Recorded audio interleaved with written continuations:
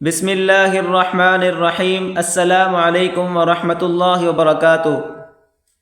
قرآن مجید میں لفظ اللہ کب موٹا کرنا ہے، کب باریک پڑھنا ہے، اس ویڈیو میں آج ہم سیکھنے والے ہیں۔ غور سے دیکھیں، شروع کرتے ہیں۔ بسم اللہ الرحمن الرحیم۔ لا يحب اللہ الجہر، لا يحب اللہ الجہر۔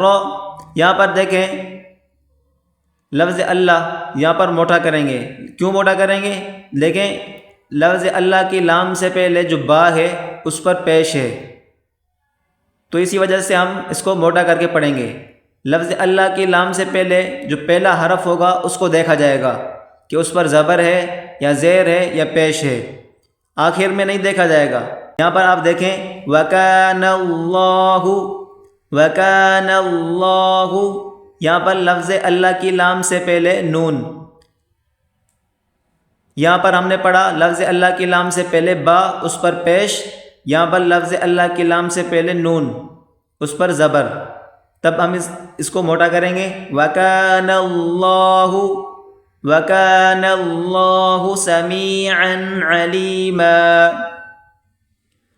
اور نیچے آپ دیکھیں ان الذین یکفرون باللہ، اوپر ہم نے پیش پڑھی، پھر زبر پڑھی اور یہاں پر زیر۔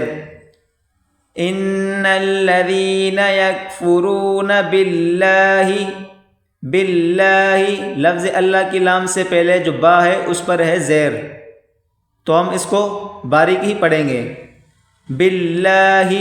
اور نیچے آئیں آپ دیکھیں ان یفرقوا بین اللہ، یہاں پر دیکھیں لفظ اللہ کی لام سے آگے ہائے، اس پر تو زیر ہے، تب ہم اس کو موٹا کیوں کریں گے؟ دیکھیں میں نے اوپر ابھی بتایا ہے کہ لفظ اللہ کی لام سے پہلے دیکھا جائے گا کہ لفظ پر، نون پر، کوئی بھی لفظ پر زبر ہوگی تو ہم اس کو موٹا کریں گے، پیش ہوگی تب بھی ہم اس کو موٹا کریں گے، اگر زیر ہوگی تو ہم اس کو باریک پڑھیں گے۔ یہاں پر دیکھیں بین اللہ، بین اللہ، یہ اس کو لفظ کو موٹا ہی کریں گے۔